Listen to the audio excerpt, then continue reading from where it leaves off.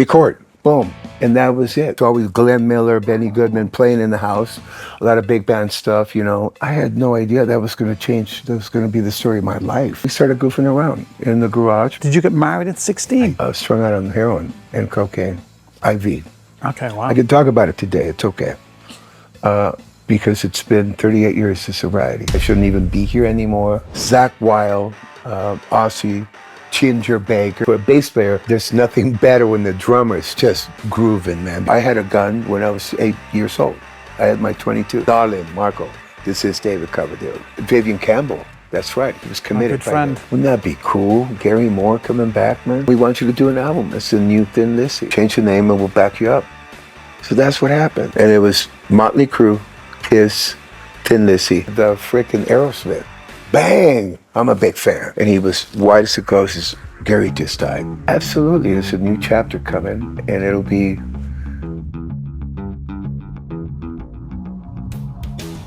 Everybody good? Yeah, good.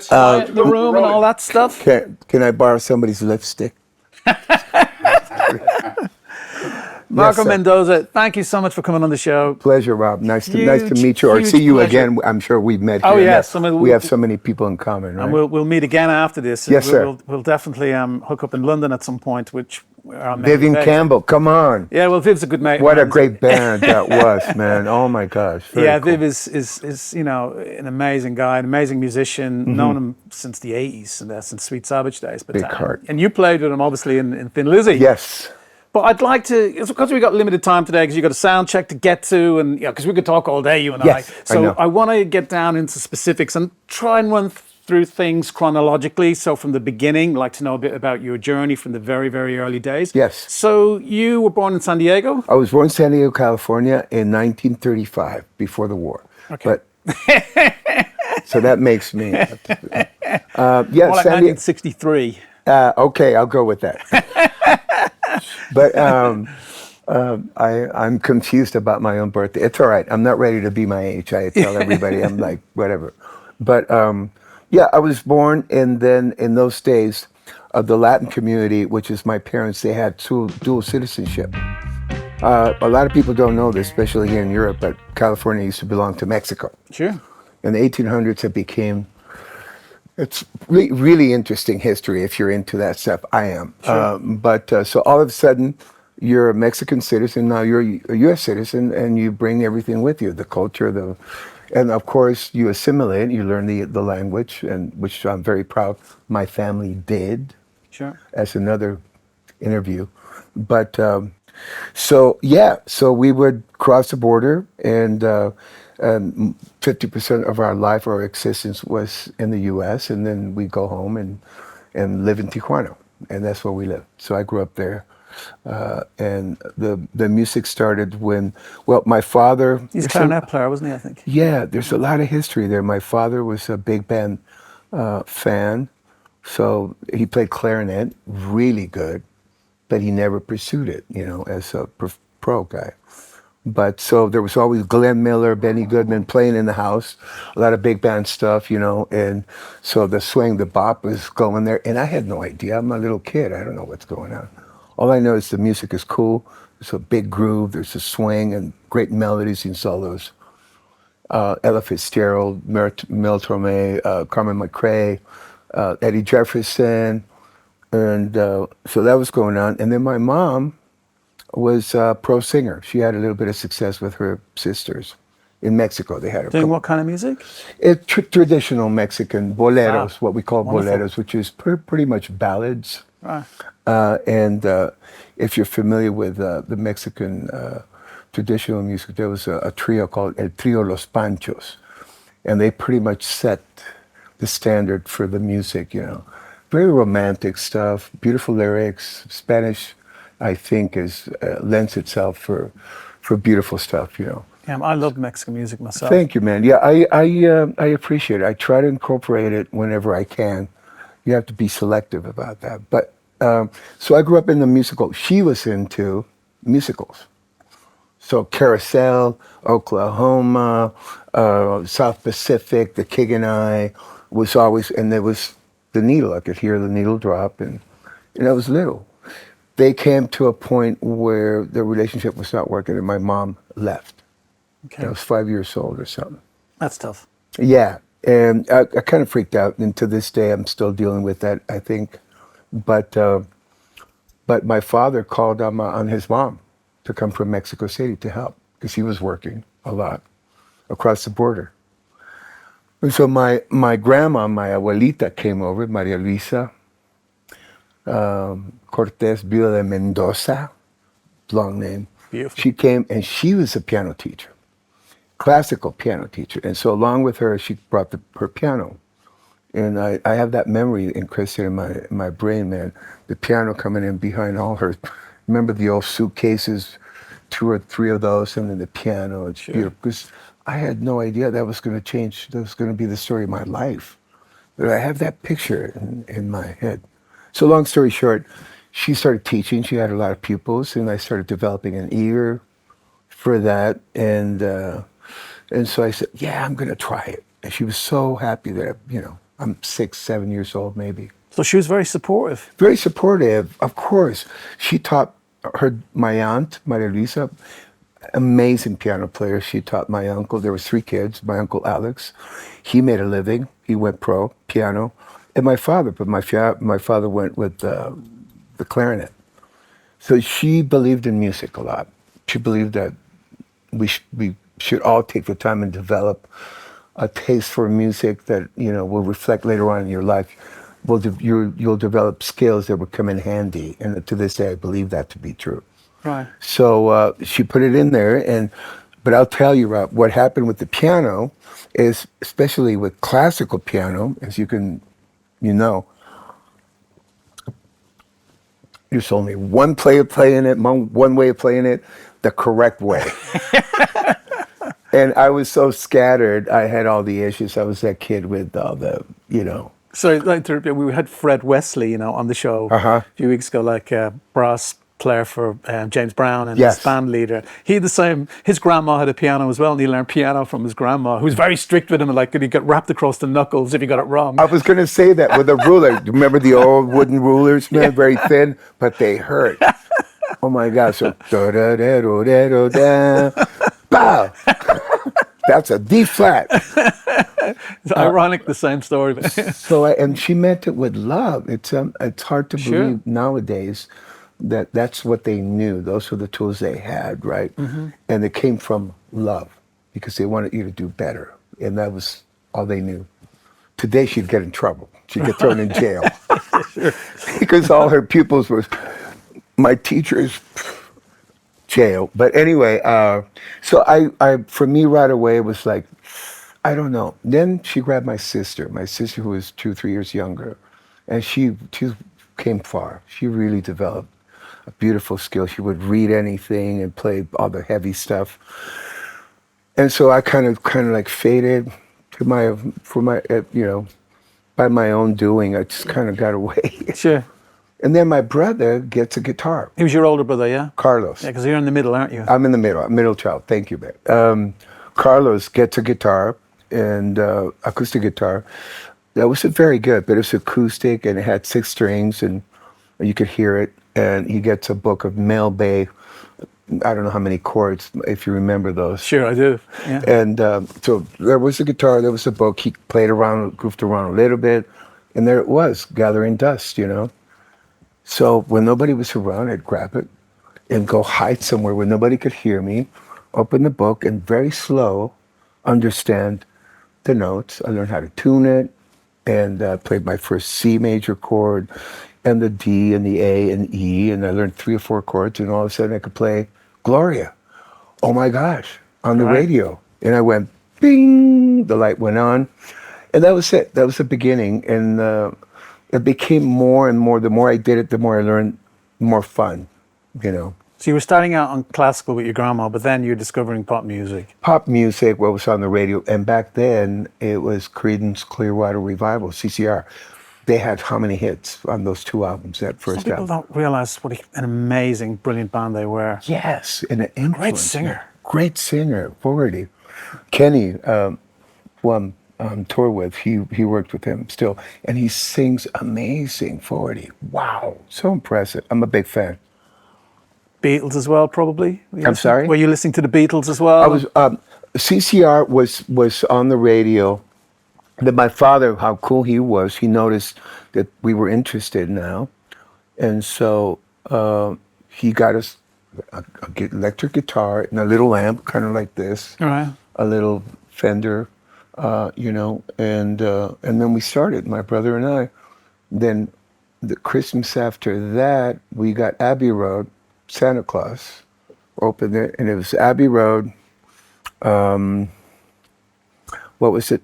Sticky Fingers, The Rolling Stones, yeah. Let It Bleed, and Deja Vu. Fantastic. Can you imagine? My father, man, where did he come from? I'm like, holy wow. He was quite a dude, man. Beautiful cat. So those Love him. albums, kind of lightning bolt albums for you. And the turntable, the little box with the, and so we started. And my brother and I just had an affinity with Abbey Road. Out of all those albums, we heard it and we said, wow. So we learned all the air bass runs and all the solos and all the vocals. So we thought we did. And we spent hours and hours, and he started digging, playing drums.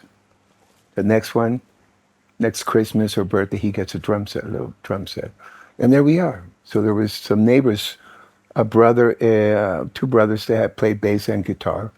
And we started goofing around in the garage. My dad did a soundproof thing.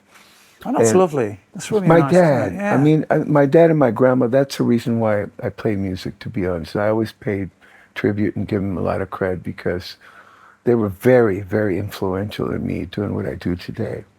So my brother and I had a little band, and as things go, there's other bands in the neighborhood that are further along. They have, their van, they have a logo, they have a PA, a Shure Vocal Master. Remember those? The towers? Yes, of course. And they were doing the bigger gigs. We were doing private little birthday parties and all that. We weren't very good. And I think we knew 5 or 6 songs or whatever. That was it.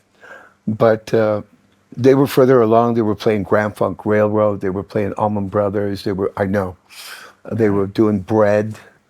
It's a lot of harmony in there. A lot of vocals. Harmony. So one day the guitar player from that band, we used to go hear him, talk to me. He says, our bass player is leaving, man. Do you play bass? Could you play?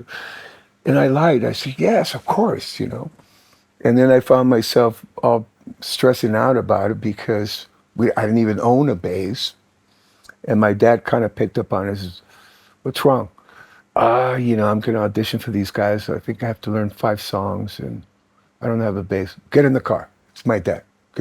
Okay, got in the car. We went to a pawn shop. Amazing. The closest pawn shop, and I think he bought is that a bass? Yeah, it's got 4 strings. Yeah, we want it. Do you remember what it was? No, it was a copy of a P bass, but I'm telling you, Rob, this bass was really heavy. It sounded like poop, but it had 4 strings. The neck was huge. Right.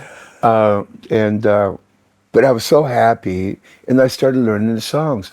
And the other thing that they requested, because I was already singing a little bit, is you want you to be able to sing parts, harmony parts and lead and all that. I'm going, like we were talking earlier, that's been a thing in my pocket of tools that's helped me along the way. So there it was. I learned the songs, and I learned closer to my home, getting close to home. That's Grand Funk Railroad. I said Aimless Lady, which is pretty tough. The bass line is across the melody line. Doom, boom, boom, boom, boom, boom, aimless lady. This is your hometown. It's like, wow, I had no idea what I was getting myself into. But long story short, I learned this stuff, and I auditioned. I got the gig, and that was it. We were playing for school dances and all that. And as things happen, a lot of the other cats that are now pros, they're doing big tours and albums and all that. They come around and they hear you. And I got recruited by this big band to go touring Mexico. I was 16 years old. Fantastic. Didn't finish high school. I said, this is me. And boom, blindly, I just went, And That's a lot of pressure for a 16-year-old. it was, and I hate to admit, I started drinking and doing drugs because of that, because I couldn't deal. I had no tools. It's like being thrown in a deep end in a pool with no swimming skills. You know, it's like, what do you do? So you escape, and that started my using. Escaping is what it is. You're running away from yourself because you can't deal. You know. How long did you stay with that band for? It was short-lived. It was 2 or 3 years. We went down. We ended up in Mexico City, and in those days there was Good band, good people. It was good people.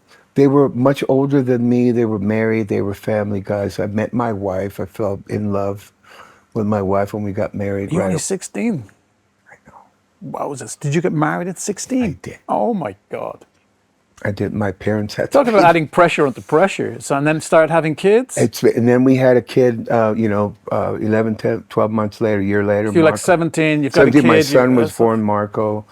And then a year and a half later, my daughter's born. And so life just ran. It just started happening. And of course, I'm the not stress prepared. of that is like, start taking drugs, want to escape. In those days, everybody was smoking a lot of weed. So I drink a lot of weed. Drink. I take the pot and then drink a lot of alcohol and all that. It was the environment, as you well know. Sure. And me having the heavy addictive personality that I have, I started chasing the bigger and the better high. So I ended up, long story short, I went through the whole thing, and then ended up strung out on heroin and cocaine, IV. Okay, wow. I can talk about it today. It's okay, because it's been 38 years to sobriety. So, congratulations! Thank you so much. Man. I'm definitely the exception to the rule, and I'm very lucky. And like we were saying earlier, I've got the attitude of gratitude that I'm anywhere. We'll go back. We'll move on with the story of your kind of career, but I just want to ask you. So, what was the moment that stopped you drinking? The moment? Yeah. What happened that you decided that's it? I'm not drinking anymore. Because I know there was definitely a time when you just obviously decided, I'm not going to do this anymore. Yeah, and I talk about it a lot. I wish I could say I did it, but I didn't. And I call it divine intervention. I'm very much a believer, in God, and I pray, and I go there when I know He's around me and He's taking care of me. But I got on my knees. I got sentenced. Let's just say I got into a lot of trouble with the law, and I was facing a long term in the penitentiary. Yeah, wow. Things got really bad. And the night before I went for sentencing, I got on my knees and prayed, and I said, God, I'm done. I can't do anything with my life. I have, I've gone the wrong way for so many years. I shouldn't even be here anymore. And I cried. It's called surrendering. Sure. You surrender to the fact that you messed it all up. You've been given all these gifts and you just misused them. You didn't appreciate your life, who you are, what you have. And so I went for sentencing, and to my surprise, they gave me another chance. Wow. There was a lot of things involved, but we had a good lawyer and all that. They gave me another chance, and they sent me to this rehab that's a lockdown.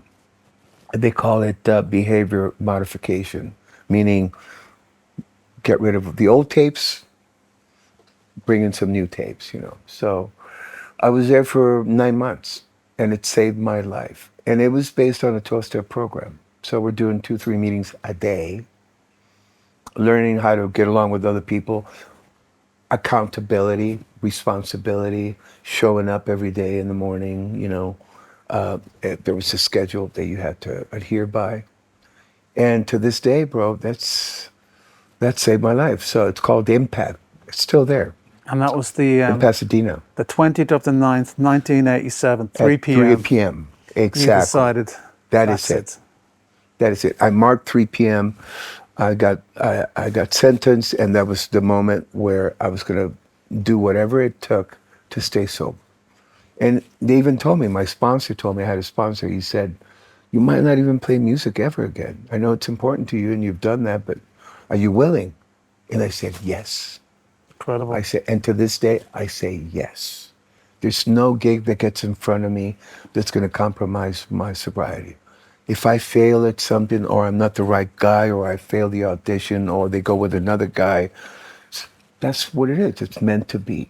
Well, you made a promise, didn't you? You made a promise, I'm not going to do it again. That day when you prayed, and it was like, and you had to keep up your end of the deal as well. Exactly. And like we were talking earlier, being in this environment, you get to see the other side of the story. Yeah. Unfortunately, with dear people you admire, that you look up to, and they have their disease is just full on, man. It's just out of control, and we see what happens. So I thank God, man. I pray, and I'm grateful that it's not me, you know. And so I'm reminded that it could be me, you know. So the first, I'm trying to think of what was your first break. I know that you ended up playing on Bill Ward's solo album. That's pretty much what it was. And I met him. And how did that happen? Yeah. Yeah, well, like I said, I was willing to not get, it was suggested for me not to get back into the environment because it was, you know, I'd be compromising. I'd be, like we have a saying, you know, if you hang out in the barber shop, sooner or later you're going to get a haircut. It's so true. If you hang out in this environment, it's party, you know, party favor, right? It's all there. To this day, I have people coming over. To this day, people know I'm sober, and they come over and they say, "Man, you're amazing," and they walk away like, "I got a vial of blow, you know, or pills, or pot, or whatever." Now, bro, I don't.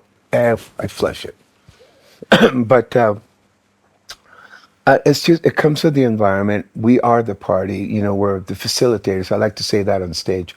You are the party, we're the facilitators. We're here to join in the party, but the party starts with you. And that's what it is. The drinking comes with it, the drugs, you know, all, you know, everything to an extreme. It's available if you choose. So I was willing not to go back. That's the bottom line. And I didn't. And then this is another situation that happens in my life, and I have a lot of these. So I was going to this meeting. It was a musicians meeting in Newport, California, and by then I was doing construction, meaning getting up at 3:30 in the morning, 4 in the morning, pick and shovel, and I was the gopher guy, do whatever just to make. It was one of the agreements when I got on probation. And that parole, that you would have to work, find a job, and be productive, and pay your taxes, and they could show up at any given time and test you. Yeah, and if you tested dirty, boom, you're gone. You violated. Yeah. So that's another thing that happened that backed me up, right? The fear of that. It's a big. Sure. So I was going to this meeting, and one of the guys in the meeting, there was a lot of names, and I can name him now. You know, Bill was part of the meeting. He was getting his life in order and sobriety. And so people that don't, Bill Ward, Bill Ward from Black Sabbath. From Black Sabbath, the drummer. He lived in the area. And one time, I think we did 3 or 4, and then one time we started talking, and he shared, and I just went over, or he came over to me, I shared. I can't remember really. Mm-hmm. But we started talking to each other, and the fact came up that I was a bass player, and he said, "You know, I'm working on my first solo album, and it's kind of nerve-wracking for me. It's you know, a little stressful, and I'm trying to surround myself with sober people because I don't want to ever use again." And that meant so much to me. He says, "Would you like to hear it?" I said, "Yeah, you have a copy? No, come to the studio." Long story short, we set an appointment. Yeah, next week I'll show up to the studio, Chameleon Records. And then the day before, I get a call. It says, "By the way, bring your bass. Just very casual. Bring it." And I had no idea. I really had no idea. I was ignorant to it. I didn't have a bass. I didn't have any instruments. So again, the nearest pawn shop, man, I went and bought something for $200-300 that was playable. I didn't know what it sounded like because I didn't have an amp, but I showed up with the bass. And he started playing me the tracks. To my surprise, we were talking about Jack Bruce. There's his track, playing with Bill. Jack is playing. Tim Bogart, another hero of mine, is playing. Zach Weil, Aussie, Ginger Baker, he's got a couple tracks. I'm like, to myself, I'm going, holy, whoa, wow, whoa, what is this? And the tracks are great. He's playing drums, he's singing, he wrote everything. Very musical, very well done. I was so impressed. So we were hanging out, and he was, by the way, there's a few tracks that I'm not happy with the bass tracks. I don't know who played on them, but you want to hear them? I said, here, this is what I hear, and this is the, you want to give it a go? Sure. Plug in, tuned up, and I said, well, what do you want to hear? You would sing me the parts, and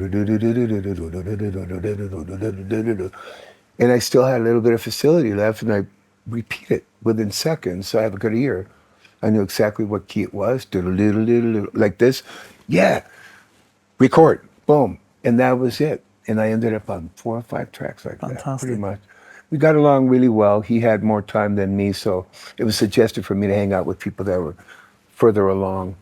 And that was the beginning of my sobriety. And when the album was released, obviously my name was attached to it. We had a band. He wanted a band to go tour behind the album. So we did a lot of press, we got a lot of exposure, and the calls started coming in. And that was Alias was the next act, was it? I did a few things before that in LA. I did, I think I did a few one-offs with Edgar Winter. Right. I did some studio work with Al Jarreau. It was really wide range. So you're becoming a studio musician? A studio musician on call, and it was obvious to me that I needed to start playing again. And so that's what it was, man, pretty much. Alias, I did that album. Some of the Heart people were involved in that, weren't they? Yes. Yeah. Yes. They were changing. They were changing the players.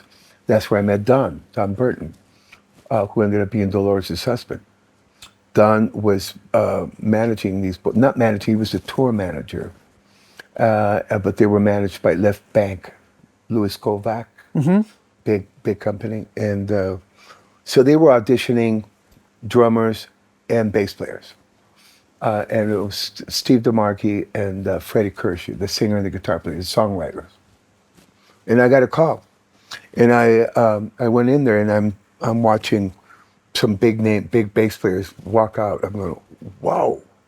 I was pretty much I was thrown into the deep. In my head, I'm going, am I ready for this? Am I ready? You have all these questions and fears and insecurities and doubts. And from time to time, I still have it today, to be honest. I know how to navigate it now. But and then the last one, I saw Ricky Phillips. Hey, Ricky, hi, I'm a fan, man. And, he had a lot of hits with a lot of bands. And, okay, so I go in and I play, and we just hit it off. We hit it off with Don, with Freddie, with Steve. And before you know it, I'm in the studio in Orange County and back east. And we're doing that album. We had a blast. We were there for a month. And sadly, that record never came out, did it? Sadly, it didn't. Finally, it did. You were signed to Capitol, I think, wasn't it, at the time? Yes. It was EMI, I believe. Yeah, Capitol's part of EMI. EMI Capitol. Yeah. But, yeah, we had a great time. And that, again, put me, my profile starts getting a little more exposed. And the calls started coming in. By then, I was doing more sessions than anything else. I'm going, wow, this might be cool. But I got to say, the main reason I was playing a lot of fretless. And everybody was listening to the radio, and we heard about this band, Blue Murder, who was John Sykes from Whitesnake and Thin Lizzy. They got Geffen, right? And I'm being a big fretless fan. Who were your heroes at the time? Tony Franklin was playing bass from The Firm with John and Carmine. My heroes were Jack Bruce, always have been, always will be. Bass players, Paul McCartney, got to be there. Barry Oakley from Allman Brothers. He's the first bass player I heard play with the volume pedal and make the bass sound like a cello. Funny, Jack Bruce played cello as well. Funny exactly. Yeah. And then Jack Bruce was playing more fretless and fretless later on. Just a fan, man, of all the bass players. Later on, I've got into the prog thing.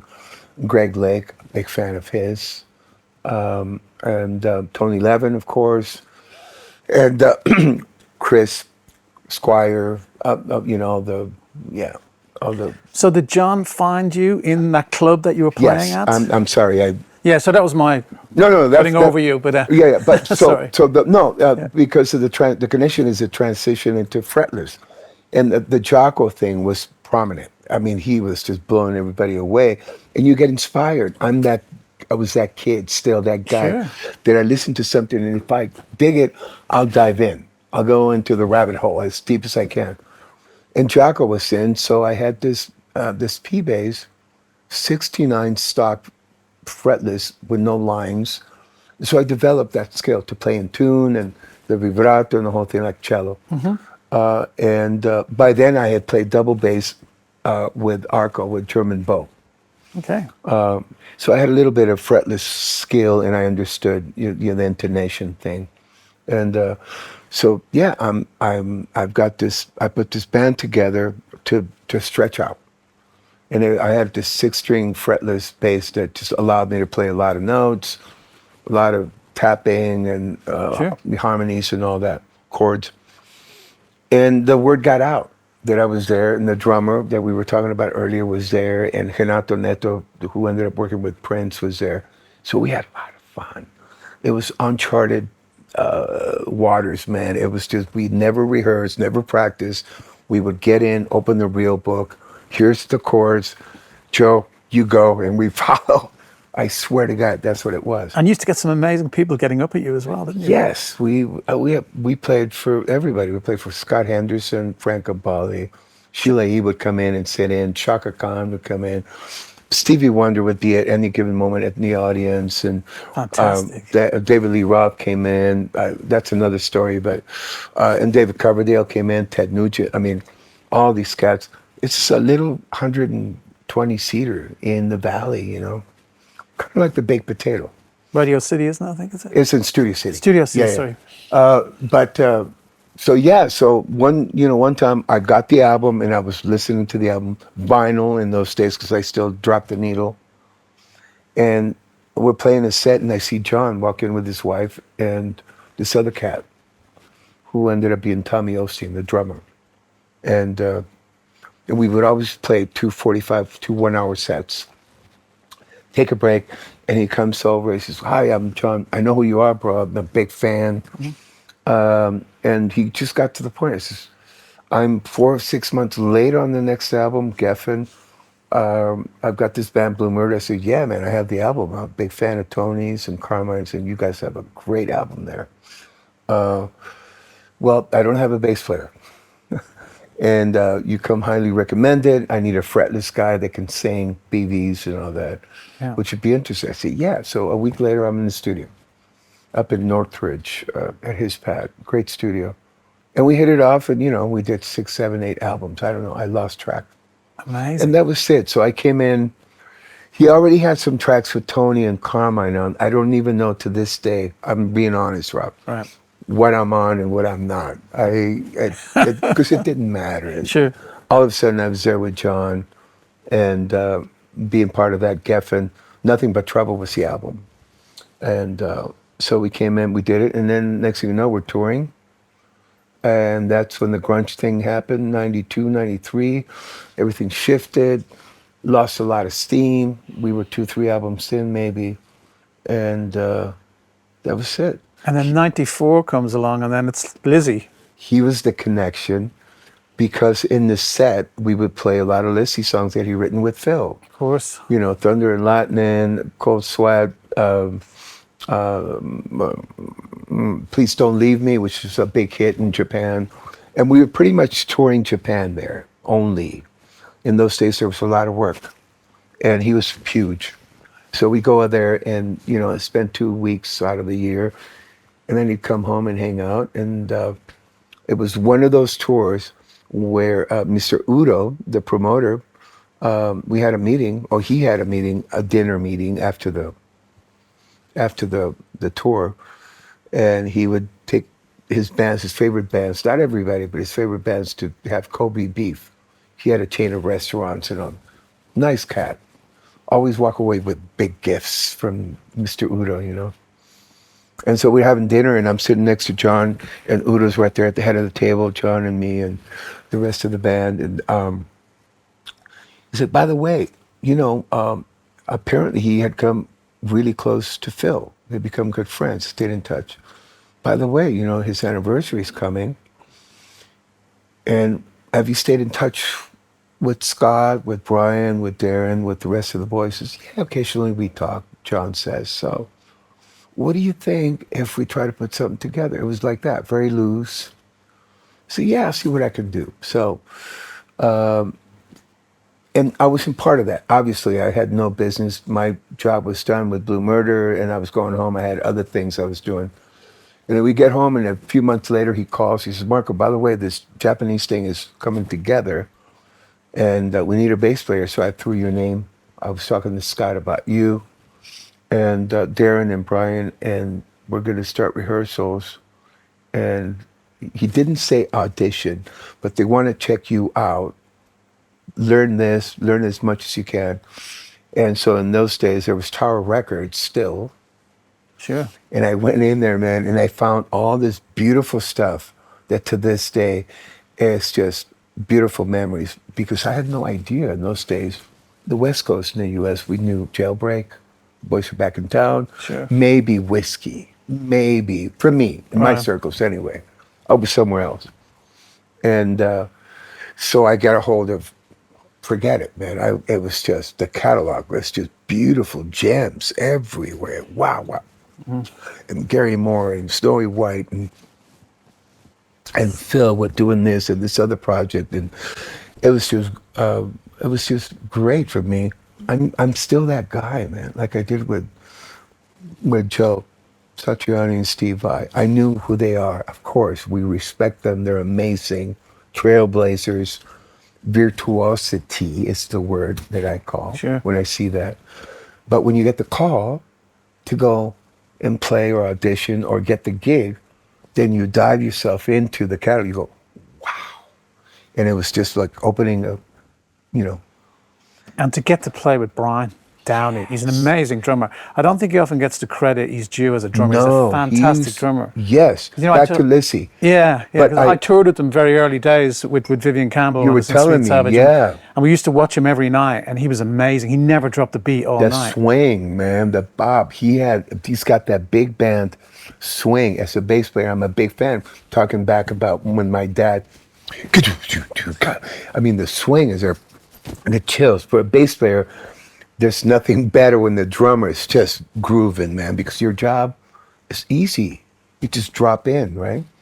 So to all of your learning from early on, really worked with that, with working with someone like Brian, you know, that you could fit into all these different scenarios quite easy. You could sort of really understand the shuffle and figure out how to play within that shuffle. Exactly. I definitely have to say that. But also it was like going to school, because I learned, I got a hold of all the VHS stuff that I get on Phil, and I noticed his picking, how him and Brian would just lock in, because I discovered that he had this, he would pick with an up stroke. And to the, up to that point, I didn't understand that. But it was like very cool. And the ghost notes in between, very cool. So the groove is there, the sound is there.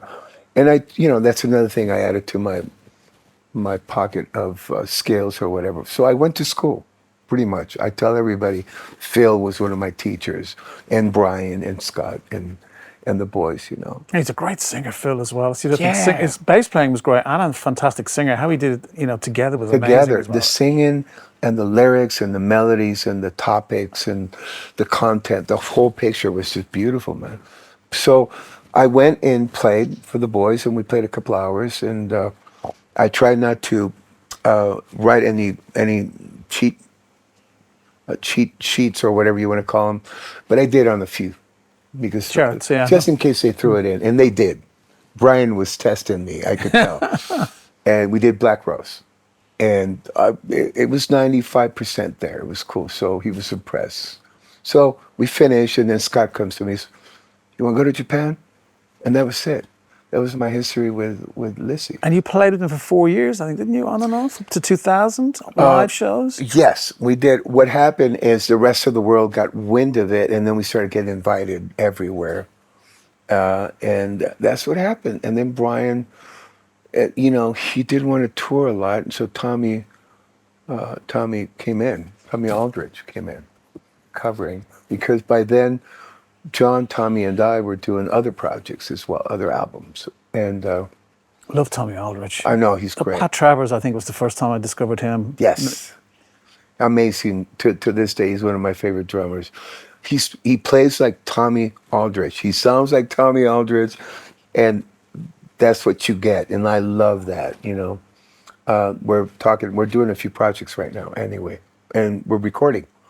And so that's what it was. I went and did Japan. We did 7 shows because in those days, that's all you do. And then Europe came and the UK. We did the Vibe for Phil, which is 96, I think. Yeah. Okay. And one of my favorite moments was when Philomena came over after the show. She said, "Marco, you done good. Welcome home." She gave me, I got chills, man. I got teary-eyed. It was very emotional, you know, because we're all saying goodbye to Phil. I didn't know him, but by that time I got into the history and his impact in the world of in our industry, the musical world, everywhere.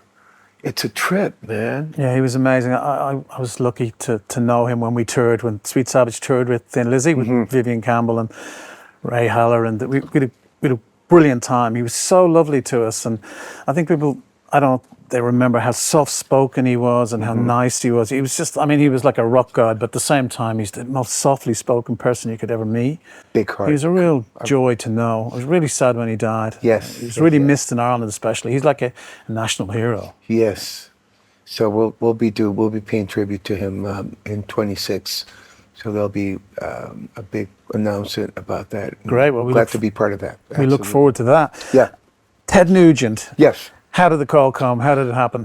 Well, you know, I'm dropping names, and that's how it is. You do a good job here, then your name gets thrown around in this other camp, and so Tommy called me, and by then we're doing Thin Lizzy and we're doing Whitesnake, and we have little hiatus in between. And Tommy calls, "Marco, Ted Nugent is going to be doing this big farewell tour with Kiss." Farewell. Right. This is 99, 2000, something like that. And he's looking to replace his bass player. He wants somebody to sing. There you go again. You'd be interested? Absolutely. Ted Nugent, man. Come on. So half an hour later, calls, the phone rings, and he's like going. He's being Ted, you know, 100 miles a minute. And love to have you, man. You know, learn this song. I'm looking for you to sing, la la la. And I did. I went, you know, a month later, I went in there, and they were auditioning other cats, I heard through the grapevine afterwards. But I went in there and I sang some stuff with him. We got along really well. Tommy was happy, and I got the gig. And I went out on tour, on the Kiss tour that was supposed to be 3 months. It ended up being, because the ticket sales were like unbelievable, man, that run with Kiss. He is quite a controversial figure, though, isn't he? Ted, yeah, I tell everybody, regardless of how people feel about him, and I say that, and I'll say that until I'm just being honest, I found a lot of respect for him as a person, as a husband, as a musician, as a human being, you know, guy that's trying to make a difference. He has the courage, the balls to stand up. What status quo is, and I hate to admit it, but I fall under that category. I'm the don't rock the boat kind of guy. He's like, I'm going to rock the boat because it needs to get rocked. Right.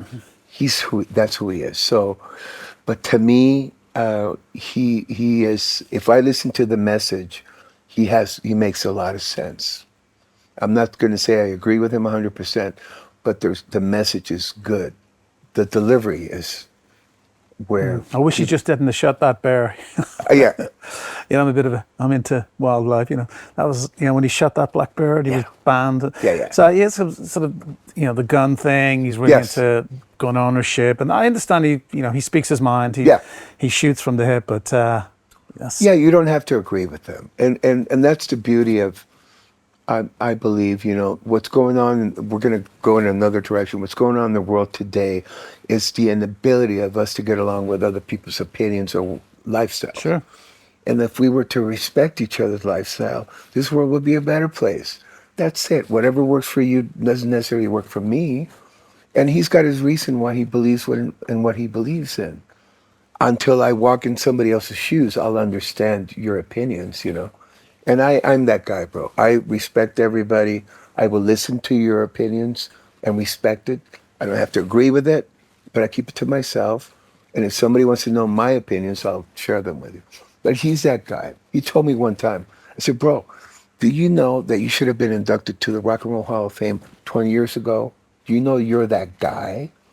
I don't know. I play with a lot of guitar players, you can imagine.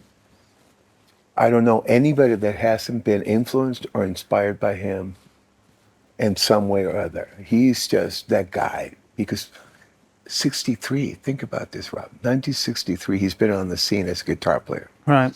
A groundbreaker, entertainer, songwriter, hits. And in the U.S., big hits, huge, where you couldn't get away from Crash Fever or Stranglehold or just with the doctor order, Hey Baby, on the radio, boom, boom, boom, heavy rotation.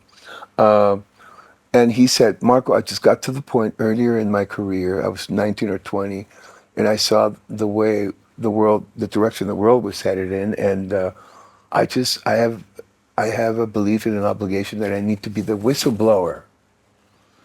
It's me. I don't like it, but someone needs to stir the pot so we can all go, maybe there is a better choice, or there's a better way to consider this or that.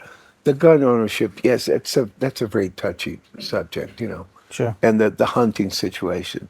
I'll be honest with you. I grew up in that environment. I had no choice. I had a gun when I was 8 years old. I had my 22. And we went target shooting, and we did go hunting. Later on in life, you make decisions based on what you believe and what you respect, and that's where he came from, and he focused now on archery, But he's a guy that honestly, I respect him because of that, because he doesn't fall into the celebrity thing, the Hollywood thing of, I'm just going to say what I'm supposed to say and go along with everybody, because that's what we need to do. And you're with him for 3 years? I was with him, I did longer than that. Yeah, 3 years, sounds right. I'm so bad with time frames, I'll be honest with you, because everything's just on top of each I've other. had such a massive career. Yeah, it's like you go from one thing to the other. A lot of people, Yeah, There's a lot to remember. Yeah, and one time, I'm lucky enough like that, I'm blessed, man. And one time, Tommy and I were doing Ted Nugent, Thin Lizzy, and Whitesnake. They were somehow it worked out. They were overlapping. It's a trip. So how did David find you, David Coverdale? Was that through Sykes? Well, it came down to, yes. The connection was there. Yeah. He saw me working with John and Thin Lizzy, and I had a little bit of my profile was getting exposed. I sang again. I looked decent, and David's really into that, but musicianship, he wants the best of the best, So flattered, of course, to be considered. He calls me, and you hear this story a lot, but I hung up on him. I didn't think it was David. Right. And he called back. He was calling out, darling, Marco, this is David Coverdale. I'm wondering if we could have a meeting. I can fly you up. He's very posh, isn't he? Hello, it's very David. posh. Sweetheart. Great personality. For me, he's been one of the biggest highlights in my career, Whitesnake, and knowing him and being part of his journey, in my little journey. So a travel agent gets in touch a few hours later, and I fly up to his house, and we have a beautiful day talking about everything. But yeah, a lot of questions about Sykesy. You used to call him Sykesy. And I would share with him what my work situation was with John, and how creative his was, and he was in the studio, and great songwriter and singer, and we were having a great time. And that was it. Then I leave, and he says, I'm starting to work on a new album. It's going to be, I still have the cassettes. It's going to be called The Mob, Men on Blues. Okay. And I have Danny Carmassi on drums, he's committed. And I have Doug Aldrich was Earl Slick. No, it wasn't. No, that was much later. Doug Bossy, who was working with Greg and Matt Bissonette. on the guitar. They had a band called Mustard Seeds. Great player. Also producer, songwriter. I have him on the team, and we're going to start in a month. Would you be interested? Absolutely, yes. So we started working on this album that started being a band situation, and then it ended up being a solo thing. Into the Light is the album. It just recently got re-released. Great. It's really, really good. Earl Slick. Wow. I forgot to say Fantastic. Earl Slick. And so we had a great time, and he's like, I'm touring Restless Heart. Soon, you're my bass player. Are you interested? Absolutely. And so I was scheduled to do that. We had like 2 years worth of work, world touring. And then my father got diagnosed with cancer. And I called David. I said, David, I'm sorry, man. I have to be here with my dad.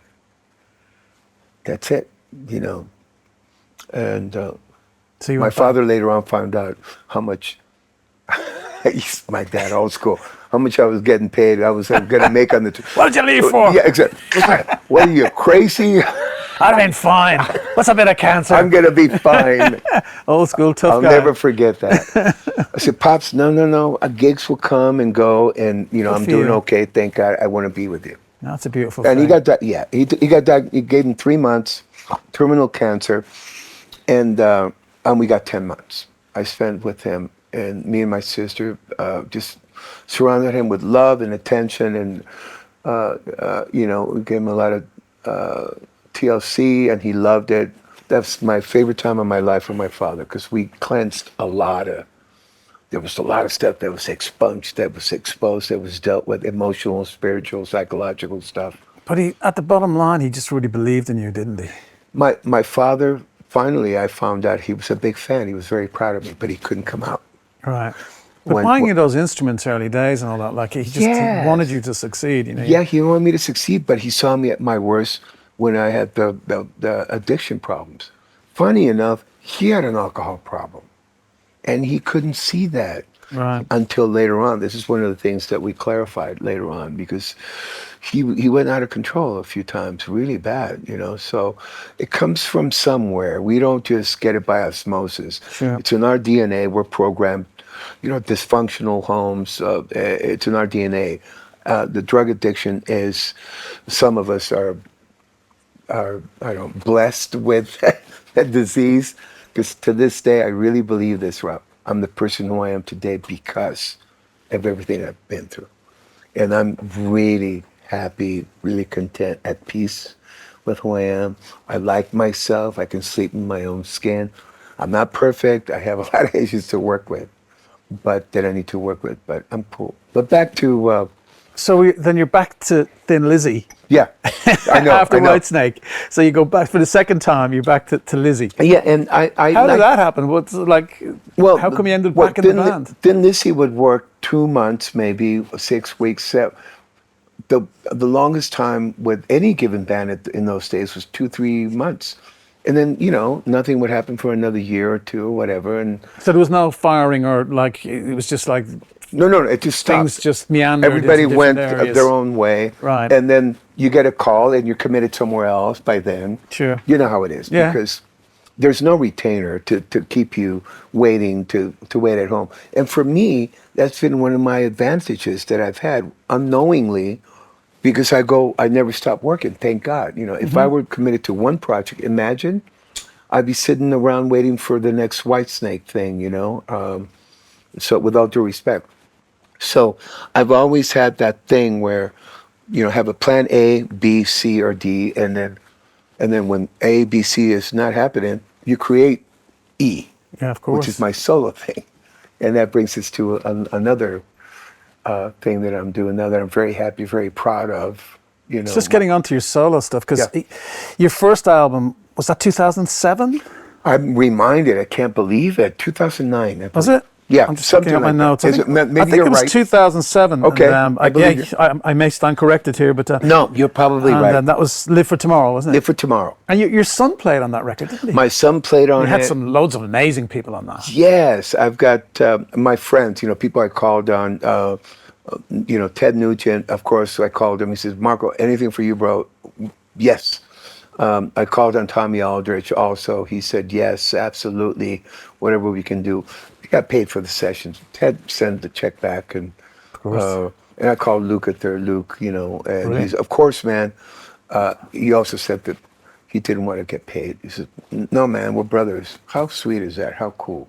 To me, those are the things that keep me going. There's good people in the business everywhere you go. And the most talented people, the people you admire, are there because of that. They're good humans, Sure. So Luke played on it.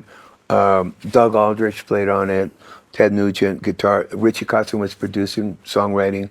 He And worked with Mr. Big and Poison, didn't he? Yes. Yeah. And by then he had a huge solo career going. Great. Another cat, man, that's just oozing talent, guitar playing and singing and songwriting, producing, engineering, the whole thing. The new generation, something I missed. But A lot of fun, that record? we had a blast. We did it in 15 days. I remember, never forget. And then my son was coming into town. He was touring with some big bands. And I said, it'd be lovely. Yeah. He came in and played. And my daughter's on the cover, my daughter Faith. Amazing. Yeah, and so it was fun. Unfortunately, it got released. And I will say this. I listened to it from time to time, and it needed a lot of work. Sure. It was my first effort going out there as fronting my own thing, singing, songwriting, whole thing. It was very green. I could hear it, but it was exciting. And you can hear that too.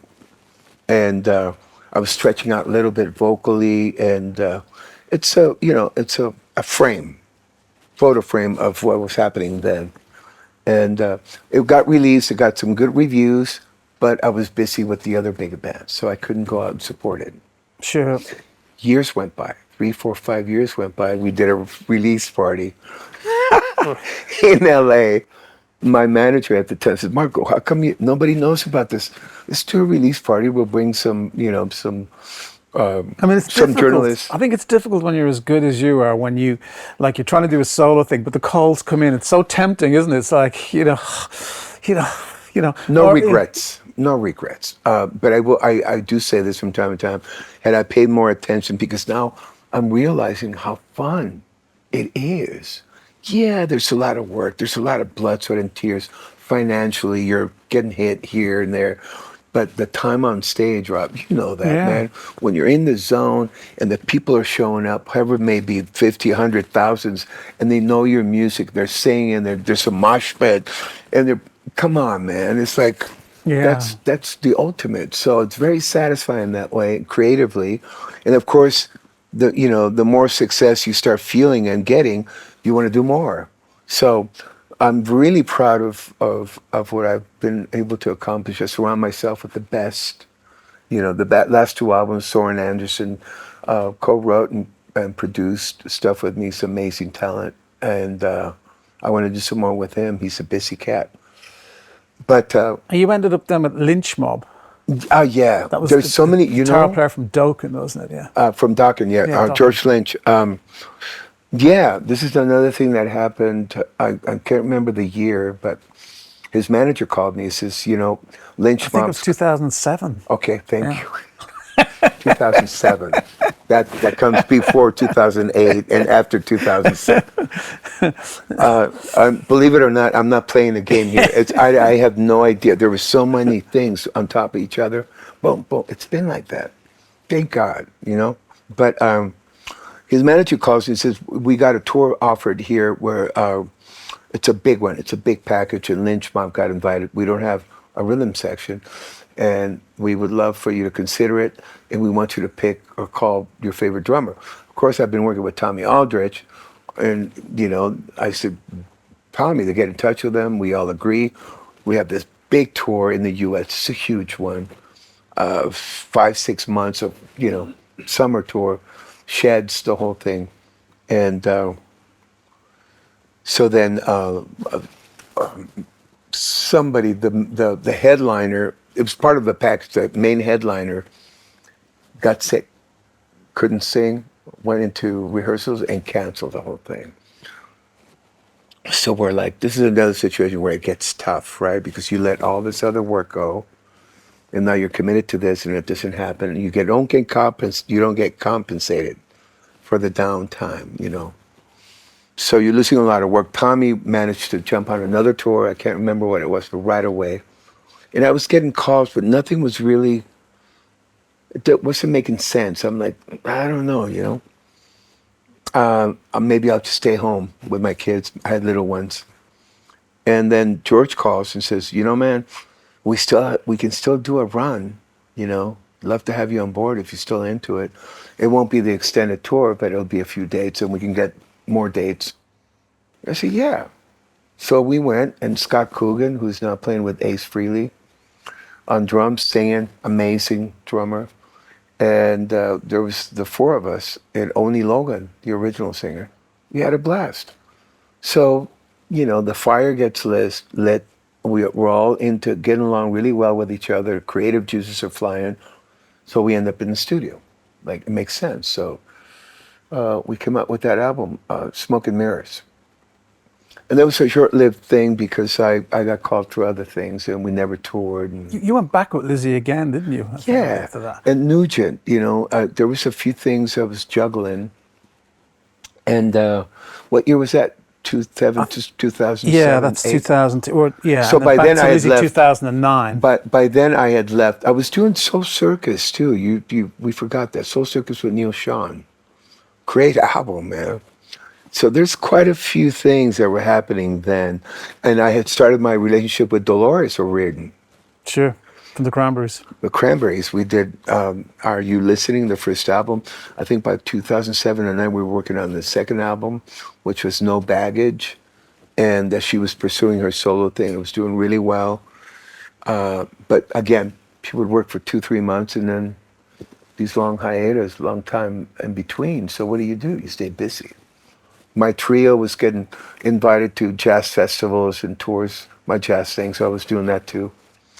It's hard to keep track. You understand why now. It's like, yeah. A huge amount of work. Yeah. Thank God, you know. But, so that's what it was. The years went by and all that. And then Black Star Riders, you formed that, didn't you? One of the founding members of that? No. I have to say, I got the call in 10. Adam Parsons had just was managing Thin Lizzy, and it fell apart. John, rest in peace, my brother. I love you, bro. Always miss you.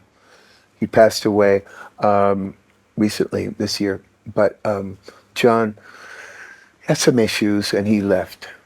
So Adam calls and says, the boys, Scott and Brian, are requesting you to be part of, we're thinking about putting it together again, and Darren's going to be there. We have a new singer, Ricky Warwick. That was Darren Wharton, wasn't it? Darren Wharton, yeah. Darren Wharton, Scott Gorham, Brian Downey, and Vivian Campbell. That's right. He was committed. My good friend. We don't have a bass player. We'd love for you to join us. You've been part of this family for a while. And Scott and Brian requested you. We have this new singer, Ricky Warwick from the Almighty, that's going to join. And I said, yeah, let's check it out. So they flew me out. We were at John Henry's for a day, and we played some tracks, and Ricky just killed it. He sounded great. The band sounded great. Everybody was happy to play in the tracks again. And that was it. So we started Lizzy again, and it started building steam again. Of course, as you well know, and I don't know where you fall with this, and I respect your opinion, but there was the no Phil, no Lizzy camp going on. But funny enough, it didn't matter in the bigger scheme of things, because we're getting invited here, come play here, and we got busy again. And I think at some point, Brian got to the place where he didn't, in his heart, he didn't feel right. Right. I understand the controversy and his position, because he was, you can understand. Yeah. I can't, but I can respect it from a distance. And I remember Vivian got the call from Joe Elliott again. They were getting busy in the studio with Def Leppard. Yeah. And so the guitar chair was being opened, and then Brian was still excited at that point. He says, "I'm gonna call Gary," and we're all thinking, "Wow, wouldn't that be cool? Gary Moore coming back, man." And then we heard one day, we were in Vienna, we were playing that night, and he came down, we were in the lobby call, and he was white as a ghost. He says, Gary just died. What? Oh my God. Yeah. And Vivian was still finishing the leg, and Richard Fortes got wind of it. We were in the US, and he came in, and he says, I'd love to be part of this. And he auditioned, he got the gig. It's a trip. But my point is, it started getting more steam and getting busier and busier. And I think Brian got to the point he didn't feel right because we got labels offering, and it's controversial, I understand it. I'm good either way. But because I was part of it, of course you wanted to succeed. You wanted to move forward. Sure. You carry the flag, if you will. Represent Phil and, the heritage and the history that they left, which is massive. And there's labels going, we want you to do an album. It's the new Thin Lizzy. And I wasn't part of it, mind you, at all. I'm just a bass player. I'm a pawn in the whole scheme of things. But yeah, so the business started growing, and Brian came in one day. We were on tour, and we would book the local studios to do demos, to start writing. And Brian came in one day, and you could just tell, guys, I don't feel right, man. This is not right. In my heart, I think I'm gonna bail, So, long story short, with him not being there, of course, it carried, a lot of weight. And then Scott said, well, see what's up. And then Adam brought the idea, the label, I think it was Nuclear Blast, yeah, got wind of it, and they were still wanting to support us. Change the name. They love the songs, they love the music, and change the name and we'll back you up. So that's what happened. It was within a week that the whole thing shifted, and it became Black Star Writers. Your AMP people must have been happy, Black Star. Yeah. Oh, yeah. This is later, right? Exactly. Isn't that a trip? But joking. So yeah, they we kept moving, and we were in the studio. Next thing you know, with Kevin Shirley in L.A. Revolver Studios, and we're doing this album. Sounded great. Ricky sounded great. The songs are cool. Everything's happening. Jimmy DeGrasso from Megadeth on drums, and we go out touring. And let's just say I fell out of favor with Brian not being there, and then Darren fell out. He left. Right. It started getting diluted, if that's the word. Sure. A little diluted. Scott was still there, and he's my buddy, and I back him up. I'm with him. I love that guy. Always will. But it just changed. The whole color thing changed. The direction. And I said, guys, I think I'm going to bail, with all due respect. I'm sorry to say this. So we finished the U.S. dates, and then by then, oh wow, this is what we did last run with Brian in. I got to backtrack a little bit. We did the last run with Thin Lizzy in the beginning of the year in Australia, because it's the summertime there, and it was Motley Crue, Kiss, Thin Lizzy, and this band called Diva Demolition, the local, opening up. That's where I met David Lowy from the Dead Daisies. And so they were calling me and suggesting, giving me some other options. And it sounded really good. It was really good in so many ways. I heard the singer, I'm going, whoa. Richard Fortes was there from Guns N' Roses. Dizzy Reed from Guns N' Roses was there. The music was, they had done one album, they wanted to tour. And that was it. So I gave my notice with Black Star, and they started with the Dead Daisies. And we were on tour with frickin' Aerosmith. Bang! I'm a big fan. Amazing. When they called me, he says, we have this tour, we want you to be part of. Who's the tour with? Aerosmith. Yes. Yep. Yeah. I mean, bing. Also, John Stevens was part of the Dead Daisies? John Stevens was the original I heard the story about him. He blew me away, bro. That he toured in an arm cast and a leg cast because he'd been attacked by a crocodile while fishing in Australia. Yes. Is that true? Very true. Very true. He's one of those nature guys. He goes diving and hunting, and they go spear fishing and lobster, and I love that stuff. And he got attacked by a crocodile. He got a bunch of to this. If I remember, he had a bunch of lobster, and the crocodiles are. That's some of their. And he just came. He started running. And he got stuck in the mud, and fell all over the place. And yeah, so we did that run with Aerosmith, and then we got, like it does. The rest of the world gets wind of what's going on, and we get invited to do the Uproar Festival, which is a touring festival in the U.S. with like 40 dates or something like that across. And he was there on the, late cast, but his voice, bro. And that's one of the reasons why I heard that voice. I'm going, whoa, I want to be part of this. Richard called me, he says, this is going to be cool, man. So, I ended up there from 13 to 18, 5, 6 years, 19. Yeah, the Dead Daisies are amazing. Dead Daisies, man. Yeah, amazing stuff. Great band. And then you ended up in a band with a friend of mine, Nathan James. Yes, iconic.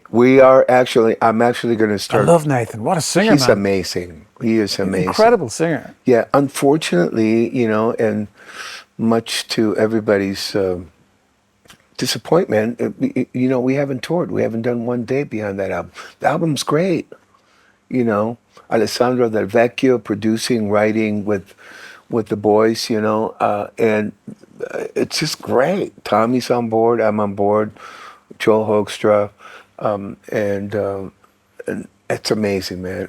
I would just wish we could get that back on track. Well, we're doing album 2 now. I'm actually going to Milano. This is after I finish my tour with the Steve Vai band. I do my dates. I do a handful of dates, and I go to Milano to do the album. So how did you meet the guys, Steve Vai, and how did all that happen? I had met the guys. Of course, there's a connection between Steve Vai and me with the Whitesnake thing, his time there and my time there. But these are, I have to say, with the lack of better words, and I say that with all the love and respect, because now I consider them my friends, right? Sure. But they're like pillars, you know what I'm saying? These are the cats in the guitar world. You cannot know about them. They are just, trailblazers. I use that word respectfully, because what they've managed to do in the guitar world is just mind-blowing. Incredible, man. I'm there every night, bro. I'm like, wow. How did I get here? Yeah, you have those moments, you get chills, and you go, no, I'm here because I'm supposed to be taking care of some business. And they're the sweetest people on the planet, man. I'm having so much fun. I'm hoping there's talks about doing more, hopefully, so stay tuned. But I get a call from Joe. I met Joe personally, face-to-face, at a festival that we just did in where were we? In France. Guitar and Scene, that's out of Geneva, just outside of Switzerland.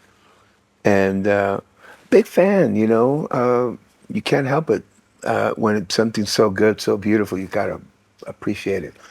And I get a call saying, Marco, I'm coming to LA. I'd love to have a meeting and talk to you about some ideas. And we had a coffee. He says, I'm looking for a bass player that can play with a pick, fingers, and sing, because Steve Vai and I want to do a band. Yowza. The best of the ears best. Go, ping. And Kenny Arnov, he's on drums. My ears go, ping, again. I know Kenny, we're friends. He played the release party that I had for my solo thing in LA. I fell in love with him. Sense of humor, who he is, but his playing is just unbelievable. So as a bass player, again, you got the killer drummer. It's going to be a lot of fun. So, are you interested? I say, yeah, man, absolutely. I'll have my manager call you and talk to you about a couple of things. Funny enough, you reminded me, we had a coffee, and within half an hour, I said, bro, I got a gig. I got a gig to go. It's a session.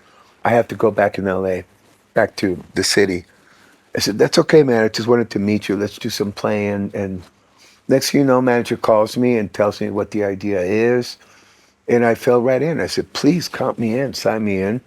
And then I get a call by one of the producers, and they want me to go into the studio, and one thing leads to another. And we meet up at SIR Studios for the initial rehearsal, and we get to play Steve's stuff and Joe's stuff, and we do a few covers, and we did a couple of originals, and it's a blast, man. And I get to sing, which is something I have to say I'm enjoying more and more and more and more. The more I do it, the more I dig it, I love it. Not that you need it, Marco, but it is huge validation to you as a musician to be playing with those guys. They're the best of the best. Absolutely. So you have to be top of your game to play I with guys am, like that. and like I do with any project, I delve myself into the catalog, man. And another gem is like, holy, whoa, how many albums, how many years, unbeknownst to me because I was busy doing other. But it's like, I tell the guys, when I started working, man, it was like going to school again. It's beautiful. I got excited, again. And musically, it's just another level. It's beautiful. We get along famously. There's no issues whatsoever, none. They have a great team of people. The crew, nothing but the best management, PR people, social media, everything's so well put together. So important. I'm learning. This is something where I'm lacking. I have to admit. I thought that you just play and sing and everything else takes care of itself, but it's not. But it's not like that. So I'm learning slowly but surely now that I'm 95 years old. How many more gigs have you got to do with the boys? I think, I want to say 9 or 10 left. We're here in Prague today, and then we go to Sofia, we go to Romania, we go to Croatia, we go to Greece. Yeah. And in September, you're doing your own Well, shows. August. Actually, I do remember this. A few things I do remember, Rob, because I have to. Right. On the 3rd, I fly. We finish on the 2nd in Croatia, and with Steve Vai band, and then on the 3rd, I fly to Sweden to do what we were talking about, an evening with what's my name, Marco Mendoza, and so yeah, and basically what it is a little bit of this. Talk about my history, and I have my tracks.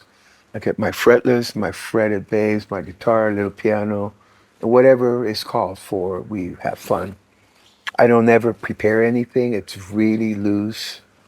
And I'm doing 2 dates like that. And then off to Milano to do the album with Nathan. And I heard the tracks are amazing. I'm having fun. Brilliant. Milan would do that album. And then I continue with my solo dates, Marco Mendoza, official. If you're curious, please. I love the support and I appreciate it all. Thank you. In Switzerland. And then we do dates in France, we do Germany, we do the UK, Ireland. That's in September, I think, isn't it? September, yeah.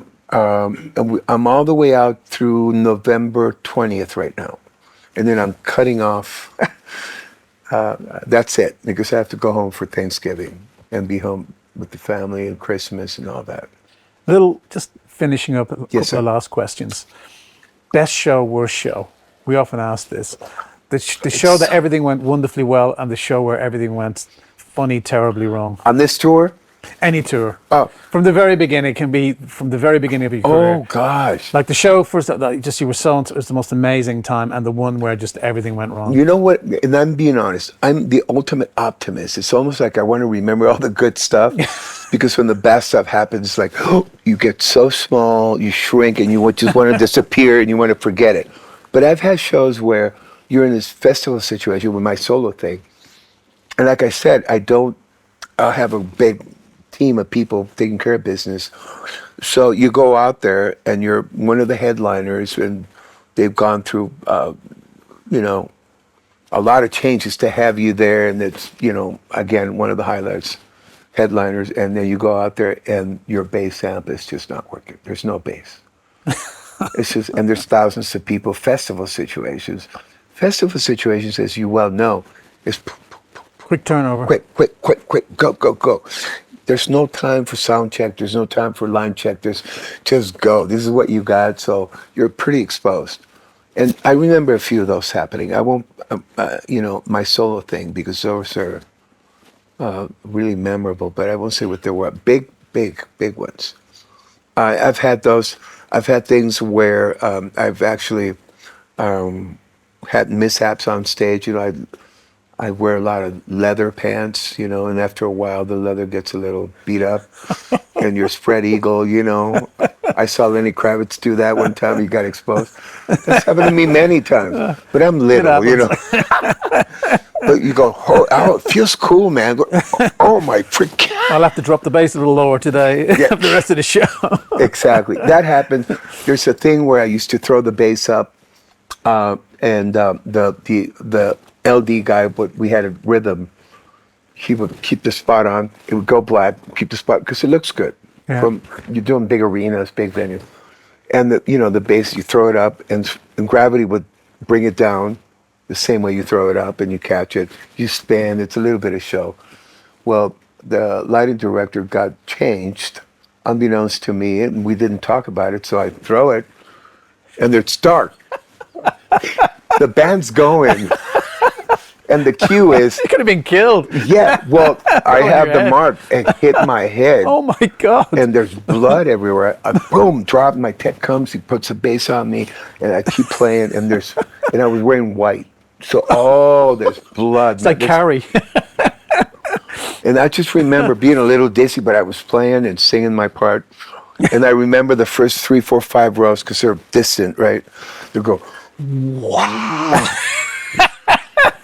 I got to admire This is you, man. the real You're stuff. still playing, It's like you didn't stop the show. It was like part of the show. I love that. So and when you think about it, those are the things that leave a mark. Things like that happen all the time. We've had a couple of things where I went out to sing and the mic wasn't on, the monitors weren't on, and the song's got to go on. Yeah. Best show. Oh, there's so many, man. I gotta say this tour right now, because it's the most recent one. I mean, we're playing huge venues, and people are they're standing up, they're hollering, they're screaming and yelling. We pay tribute to some of the classics. We do 2 of the covers. I won't mention what they are. They go bananas, bro. They just go. I get chills. It's a beautiful thing. I had so many great shows with Whitesnake, too many to mention. One of them was documented at the Apollo, Hammersmith Apollo, and it's called "In the Still of the Night." I haven't seen the whole thing, but little bits and pieces that I've seen.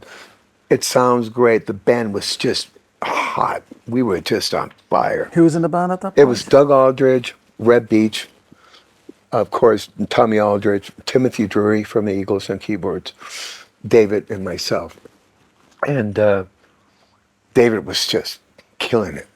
He was killing it. And the boys were just playing. And the band, we spent a lot of time. It was towards the end of the touring, so the band was really fine-tuned. The songs were... I remember rehearsing the 4-part harmonies, vocals. So everybody was a strong singer. So it was like, wow.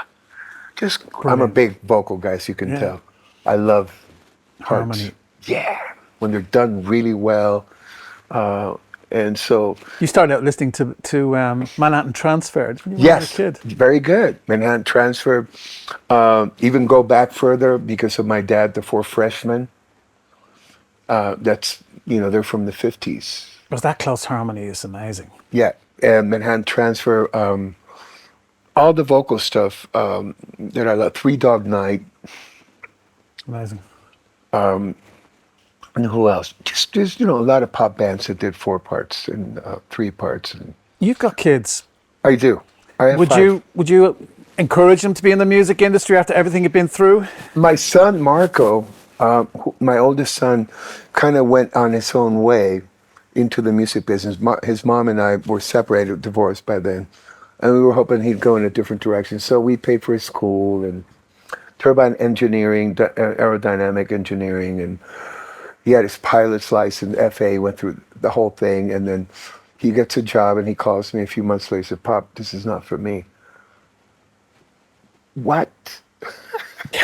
So I had to give him the talk, you know, the Right. talk about, well, listen, it's a beautiful thing. It's very romantic. It sounds really beautiful. I want to back you up in whatever you choose to do. By then, he was 22, 23. It was late.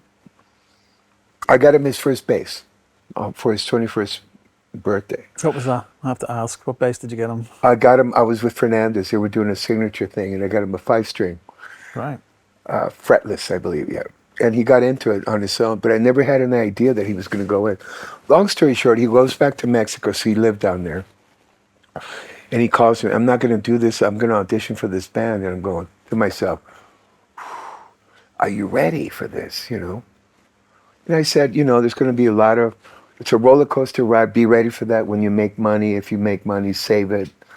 You know, do any odds and ends jobs. You have a great job that you could do part-time, make a lot of money with all the benefits, stash it, and then go pursue your thing. That's what I'm thinking. And do the weekend warrior thing, right? You know, you work Sure. 5 days a week, and the financial thing is together. And by then, he had the girlfriend that liked the good things in life, if you know what I mean. Sure. They're taking vacations and diamonds and jewelry and cars, and I'm like, okay. Long story short, he auditioned for this band that was on the charts. It was like an all boy and girl band, Mexican, Sure. Caba, C-A-B-A, and he got the gig. And the first time I hear him play, he played in the arena, man. I'm like, how did this happen? Fantastic. And from then on, he's been a session guy in that circle, Latin American industry side of the business, and he's done really well. He produces, he writes, the whole thing. He's playing with a band called Caifanes now, and these guys do stadiums, arenas, stadiums. It's rock en español, they called it, rock in Spanish.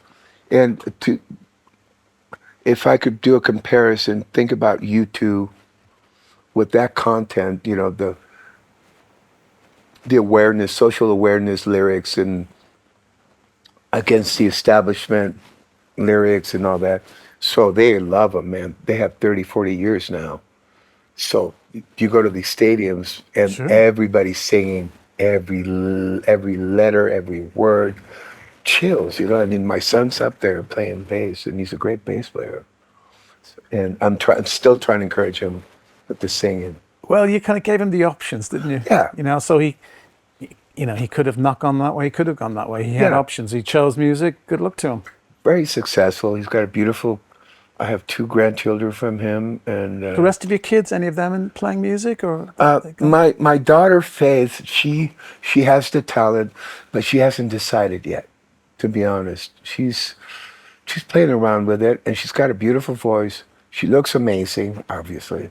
She plays amazing, not because of me. Her mom is just gorgeous. Just I'm the bad side of that. I'm the dark side. Her mom is just I beg to differ, beautiful but- woman, but she loves music, all of it. She's leaning on into the Americana stuff, which is all that stuff that she loves. Canned Heat and Bob Dylan and the country Laurel singers. Canyon kind of thing as Yes, well, maybe. exactly. She's loving it, and she plays banjo, she plays guitar, she plays ukulele. Fantastic. Pops, I want to get a mandolin. Okay. Could be so- the new Joni Mitchell. Who knows? Yeah, so she's going there, and I said, when you're ready, you know, I'll help you put some songs together, and let's just go record a couple of songs. That's all. Incredible. She doesn't want to take it too serious, and I understand that, because it comes with expectations, and so she just wants to play it by ear. And have fun with it at the moment. Yeah, and my son Max, this is with my wife Leah, my son Max also has the talent. Great looking boy.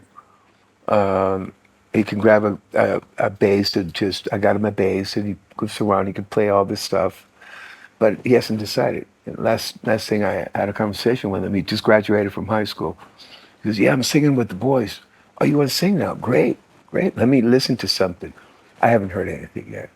For some reason, my kids have this thing about, they forget that I'm their dad. You know, Right. they see this other thing going on, and they're intimidated. I had to say it, but And I said, no, man. It is hard though when you're the son or daughter of someone very successful. Yeah, You're a very successful musician. It is difficult to follow that.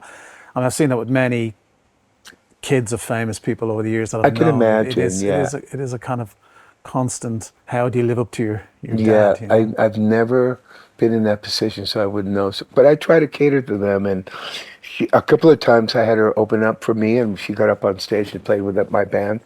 She sounded great, but she was really nervous, and I said, one thing I've learned in the music business, when you're learning something, repetition is key. Repetition. It's really boring.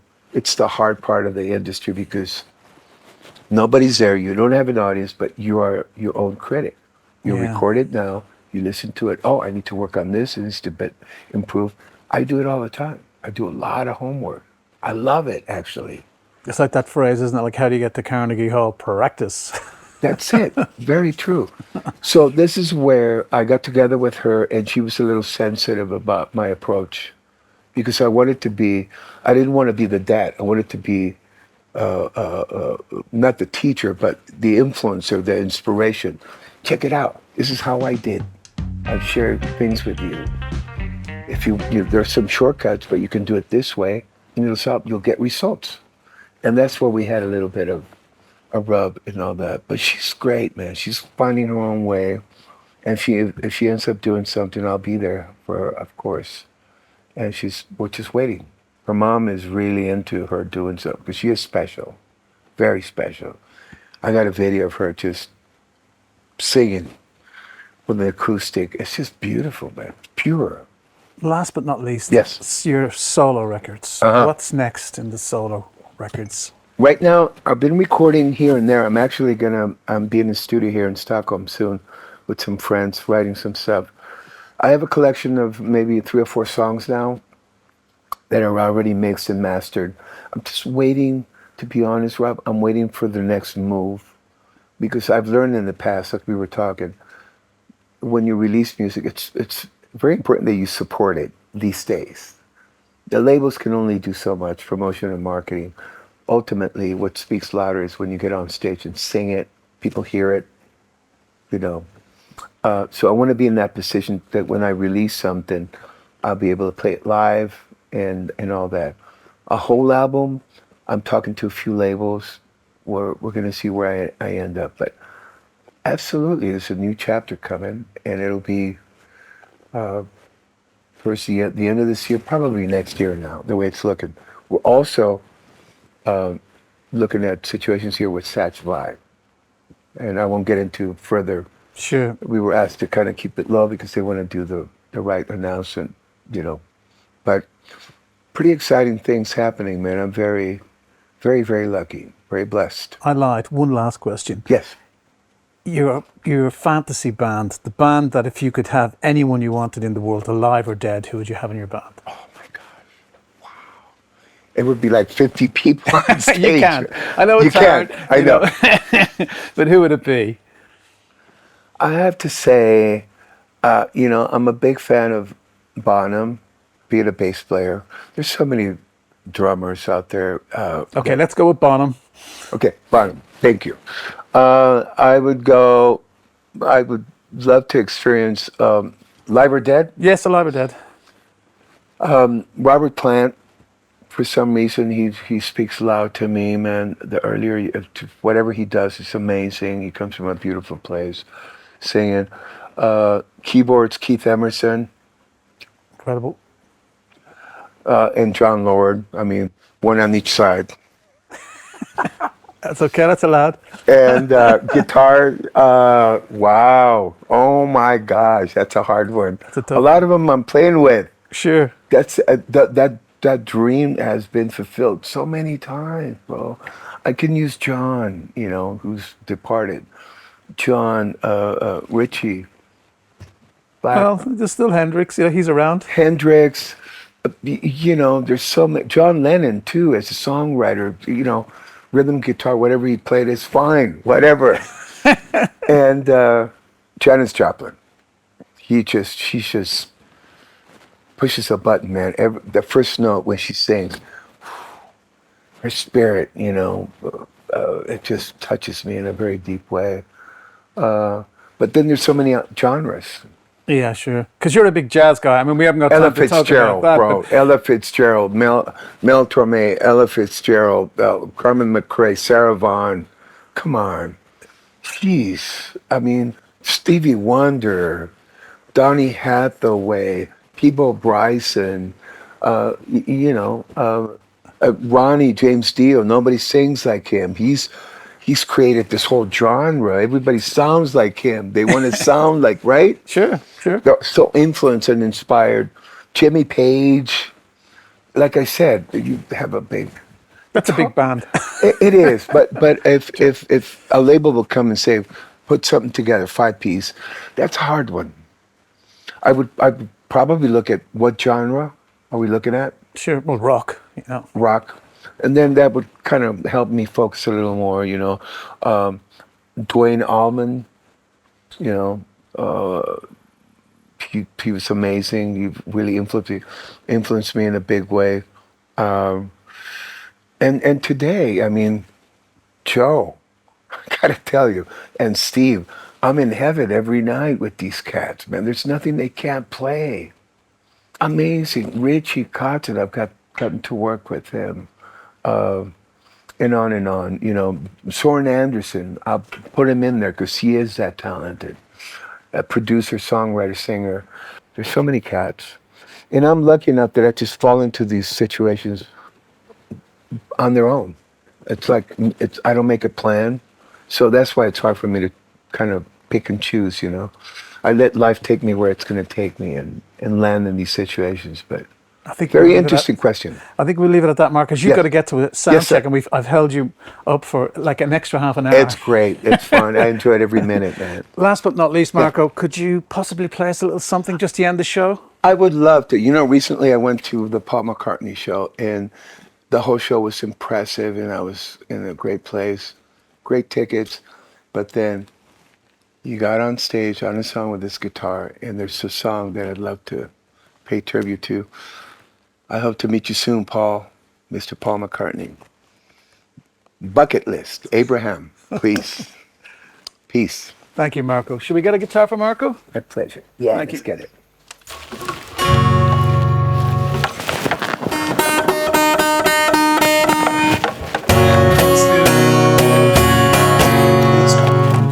Blackbird singing in the dead of night. Take these fucking wings and learn to fly all your life. You were only waiting for this moment to arise. Blackbird singing in the dead of night. Take these sunken eyes and learn to see all your life. You were only waiting for this moment to be free. Blackbird fly, blackbird fly into the light of a dark black night.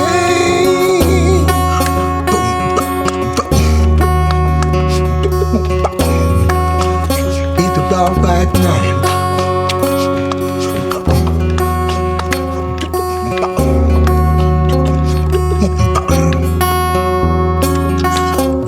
Singing in the dead of night. Take these sunken eyes and learn to see all your life. You're only waiting for this moment to be free. You're only waiting for this moment to be free. You're only waiting for this moment to be free.